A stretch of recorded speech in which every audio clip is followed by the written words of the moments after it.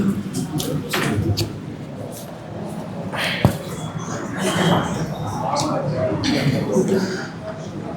اللہ الرحمن الرحیم الحمد للہ رب العالمین وبہ نستعین وصلی اللہ وسلم علی نبینا محمد وعلی آلہ واصحابہ اجمعین ومن تبعہم بإحسان الی یوم الدین اما بعد فاعوذ باللہ السمیع العلیم من الشیطان الرجیم بسم اللہ الرحمن الرحیم لا یؤاخذکم اللہ باللغو فی ایمانکم ولكن يؤاخذكم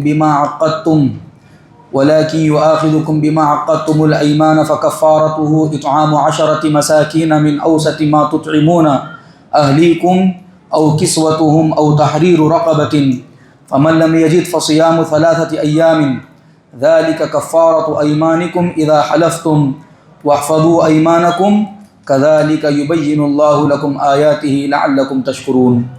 محترم حاضرین، الحمدللہ پارہ نمبر 7 آج آپ کے سامنے مکمل ہوا، جس میں سورہ مائدہ کا اختتام ہوا اور سورہ انعام کے الحمدللہ 110 آیتیں آپ کے سامنے پڑھی گئی ہیں۔ میں نے جو آیت کا انتخاب کیا ہے آج کی تفسیر کے لیے وہ سورہ مائدہ کی آیت نمبر 89 ہے۔ اللہ سبحانہ و تعالیٰ نے اس میں ہماری زندگی کے ایک عام مسئلہ جو انسان کی ضرورت ہے، قسم، اس سے متعلق احکام بتائے اور کون سی قسم پر کفارہ دینا ہے، اللہ نے اس کا بھی ذکر فرمایا ہے۔ اللہ سبحانہ و تعالیٰ نے کہا لا یؤاخذکم اللہ باللغو فی ایمانکم، اللہ سبحانہ و تعالیٰ تمہاری ایسے ہی زبان سے بغیر ارادتاً نکلنے والی قسموں پر مواخذہ نہیں کرتا ہے۔ لا یؤاخذکم اللہ باللغو فی ایمانکم، لغو قسم جسے کہتے ہیں، بات بات پر زبان سے ادا ہونے والی جو قسم ہوتی ہے، واللہ، باللہ، تاللہ اور بلا واللہ۔ انسان عربوں کے پاس یہ عام مزاج تھا، بات کرتے ہی وہ قسم کھاتے تھے۔ اللہ سبحانہ و تعالیٰ نے اس قسم کو معاف کر دیا ہے، اس پر کوئی مواخذہ نہیں ہے، کوئی گناہ نہیں ہے اور نہ ہی اس قسم پر کوئی کفارہ ادا کرنا ہے۔ یہ بہت بڑی اللہ سبحانہ و تعالیٰ کی انسانوں پر اور مسلمانوں پر ایک بہت بڑا اللہ سبحانہ و تعالیٰ نے احسان فرمایا ہے۔ اگر یہ بات بات پر جو انسان قسم کھا لیتا ہے، دوستوں کے ساتھ، رشتہ داروں کے ساتھ اور جو ہے اپنے گھر میں بچوں کے ساتھ جو قسم کھا کر گفتگو کرتا ہے، اس پر مواخذہ ہوتا تو یہ بہت حرج کی بات ہوتی، اسی لیے اللہ نے اس کو معاف فرما دیا۔ لیکن وَلَٰكِن يُؤَاخِذُكُم بِمَا عَقَدتُّمُ الْأَيْمَانَ، لیکن جو قسم تم پورے وثوق کے ساتھ، پورے اعتماد کے ساتھ، پورے ہوش و حواس میں اور مکمل ارادے کے ساتھ جو تم قسم کھاتے ہو، اللہ سبحانہ و تعالیٰ اس پر تمہارا مواخذہ کرے گا۔ اگر تم نے کسی چیز میں قسم کھا لی ہے کسی کام کے کرنے کی تو اس کو مکمل کرو، اگر کسی کام کے نہیں کرنے کی تم نے قسم کھائی ہے تو اس کو نہ کرو۔ کرنے کی قسم کھا کر اگر تم وہ کام نہ کرو، یا پھر اسی طرح سے کسی کام کے نہ کرنے کی قسم کھا کر تم وہ کام کر لو تو یاد رکھو پھر اس کا کفارہ دینا پڑے گا۔ جو ارادتاً، وثوق کے ساتھ اور پورے اعتماد کے ساتھ جو قسم کھائی جاتی ہے، اللہ نے کہا اس کا تو کفارہ ہے۔ فکفارتہ، کفارہ کیا ہے؟ آیت میں بتایا گیا اطعام 10 مساکین من اوسط ما تطعمون اہلیکم، جو تم اپنے گھر والوں کو درمیانی اعتبار سے جو کھانا کھلاتے ہو، وہ کھانا تم جو ہے 10 مسکینوں کو کھلانا پڑے گا اگر تم نے وہ کفارہ یعنی وہ قسم توڑ دی۔ او کسوتہم، یا 10 مسکینوں کو کپڑا پہنانا پڑے گا۔ او تحریر رقبۃ، یا ایک گردن کو آزاد کرنا پڑے گا۔ فمن لم یجد، اگر کوئی آدمی 10 مسکینوں کو کھانا نہیں کھلوا سکتا، یا پھر 10 مسکینوں کو کپڑا نہیں پہنوا سکتا، یا ایک غلام کو وہ آزاد نہیں کر سکتا، تو پھر اللہ سبحانہ و تعالیٰ نے ایک اور آپشن دیا، کہا فمن لم یجد، اگر کسی کے پاس یہ چیزیں نہیں پائی جاتی ہیں، فصیام 3 ایام، تو وہ 3 دن کے مسلسل روزے رکھیں۔ ذالک کفارۃ ایمانکم، یہ تمہارے قسم کو توڑنے کا کفارہ ہے، یہ تمہارے قسم کو توڑنے کا کفارہ ہے۔ اذا حلفتم، جب تم جو ہے قسم کھا لو۔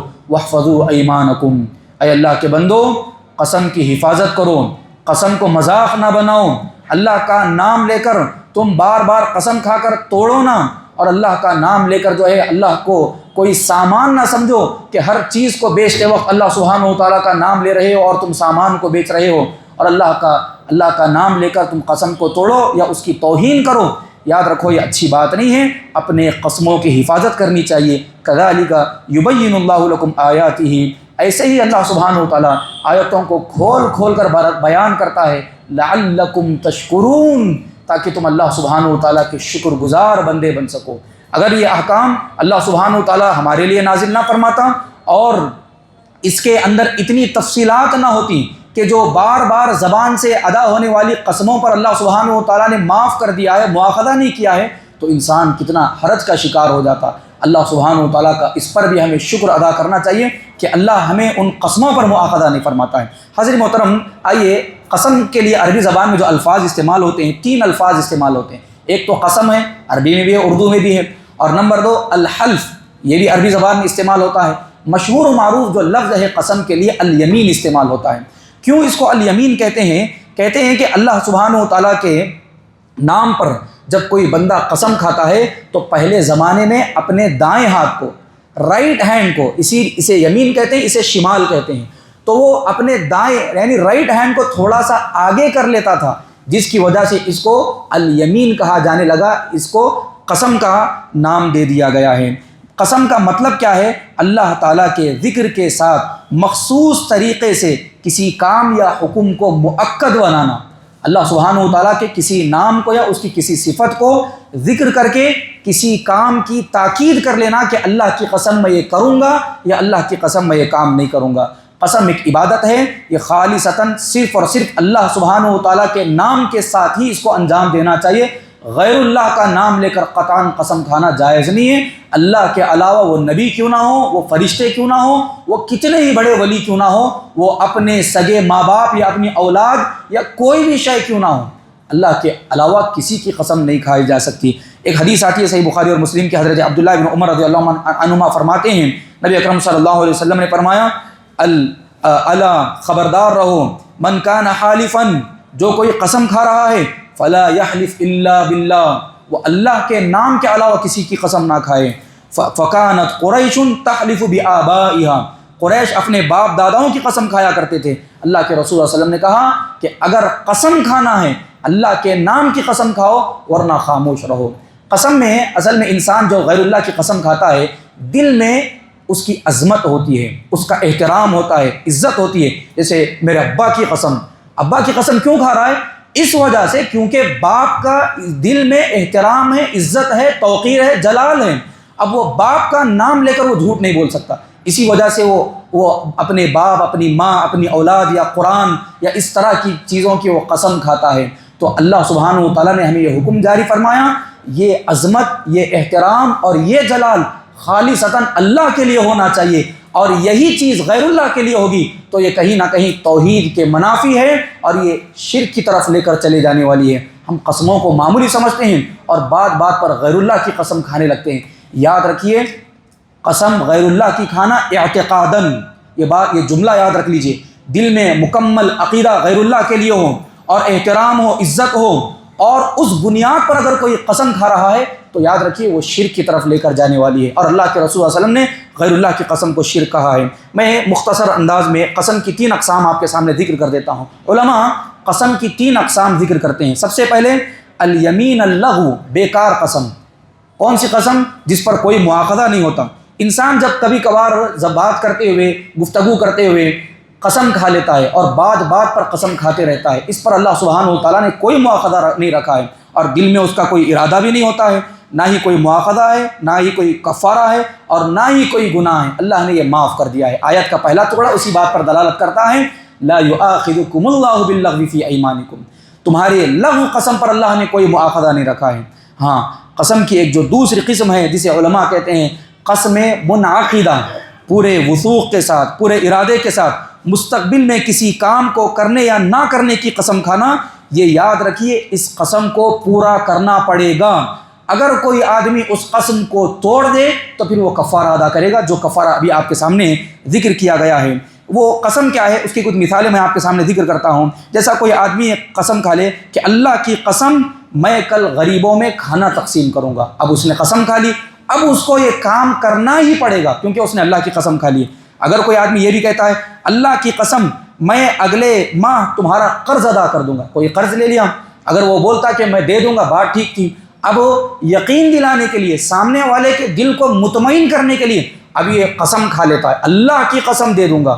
اگر وہ قسم کھانے کے بعد اگلے ماہ قرض کو نہیں دیتا ہے تو یاد رکھیے اس کا وہ کفارہ اس کو ادا کرنا پڑے گا۔ یہ تو کسی چیز کے کرنے کی قسم ہے، کبھی کبھار انسان کسی چیز کے نہ کرنے کی قسم کھاتا ہے، جیسا کوئی کہے میں اس رمضان یہ ارادہ کرتا ہوں کہ اللہ کی قسم اس کے بعد سے جو ہے سگریٹ نہیں پیوں گا، اس کے بعد سے تمباکو نہیں کھاؤں گا، اس کے بعد سے کسی حرام کام کی طرف نہیں جاؤں گا، لیکن پھر بھی اس کے بعد اگر وہ گناہ کر لیتا ہے تو اس کا بھی اس کو پھر کفارہ دینا پڑے گا۔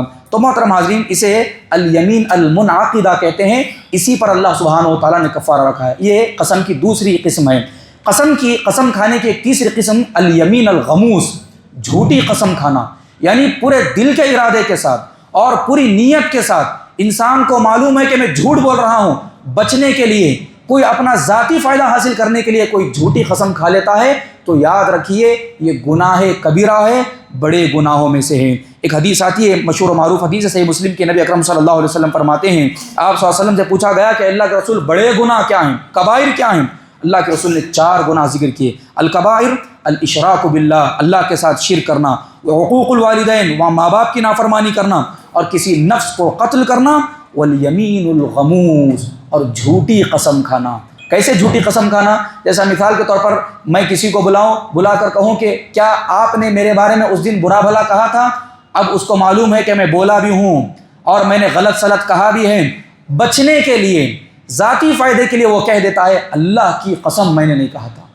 یہ واضح جھوٹ ہے اور اللہ کا نام لے کر جھوٹ بول رہا ہے۔ ایک تجارت والا آدمی ہوتا ہے، تجارت کرتے رہتا ہے، اب تجارت میں اس کو تھوڑا سا نفع ہو، اس وجہ سے وہ جھوٹ بول دیتا ہے اللہ کی قسم یہ پیور ہے، اللہ کی قسم یہ پیور ہے، آپ لے کر جائیے، حالانکہ اس کو معلوم ہے کہ اس کے اندر دھاندلی ہے، جھوٹ ہے، یہ پیور نہیں ہے، بس اگر قسم کھا لوں گا تو سامنے والا اعتبار کر کے لے کر چلا جائے گا۔ یاد رکھیے یہ گناہ کبیرہ ہے، اس سے بچنا چاہیے، اللہ سبحانہ و تعالیٰ کا نام لے کر اس طرح کی حرکت اس کو قطعاً انجام نہیں دینا چاہیے۔ ایک اور حدیث میں آتا ہے، نبی اکرم صلی اللہ علیہ وسلم فرماتے ہیں، صحیح مسلم کی حدیث ہے، حضرت ابو ذر رضی اللہ عنہ راوی ہیں، فرماتے ہیں ثلاثۃ، 3 لوگ ایسے ہیں، لا یکلمہم اللہ، اللہ ان سے بات نہیں کرے گا، ولا یزکیہم، اللہ ان کو پاک بھی نہیں کرے گا، ولہم عذاب علیم، ان 3 لوگوں کے لیے دردناک عذاب اللہ سبحانہ و تعالیٰ نے تیار کر رکھا ہے۔ یہ کوئی بہت بڑے گناہ نہیں ہیں، یہ معاشرے میں ایسے معمولی گناہ ہیں جن کو ہم ہلکا سمجھتے ہیں۔ اللہ کے رسول صلی اللہ علیہ وسلم نے کہا فقرأها رسول اللہ صلی اللہ علیہ وسلم ثلاثا، 3 مرتبہ نبی نے یہ بات کہی کہ 3 لوگ ایسے ہیں اے اللہ کے بندوں، اللہ ان سے بات نہیں کرے گا، ان کو پاک نہیں کرے گا، ان کے لیے دردناک عذاب ہے۔ 3 مرتبہ اللہ کے رسول نے یہ بات بیان فرمائی، کہا ابو ذر رضی اللہ عنہ اور صحابہ بیٹھے ہوئے تھے، چہرے بدل گئے اور کہا کہ برباد ہو ایسے لوگ، کون ہیں یہ بدبخت اور بدترین لوگ جن کے بارے میں اللہ کے رسول صلی اللہ علیہ وسلم اتنی سخت وعید سنا رہے ہیں۔ اس کے بعد نبی اکرم صلی اللہ علیہ وسلم نے کہا المسبل، اپنے کپڑوں کو، اپنے پینٹ کو ٹخنوں سے نیچے کرنے والا۔ صحیح مسلم کی حدیث ہے، یاد رکھیں اللہ کے بندوں، کوئی معمولی گناہ نہیں ہے اپنے کپڑوں کو اور اپنی پینٹ کو ٹخنوں سے نیچا کرنا۔